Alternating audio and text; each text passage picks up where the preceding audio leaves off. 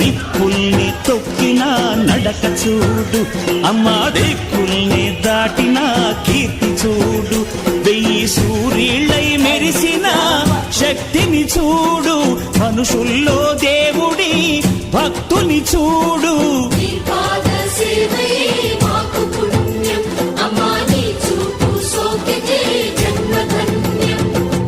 అమ్మా భవాని లోకాల నేలే ఓంకార రూపమమ్మా, తల్లిని మహిమల్ని చూపవమ్మా.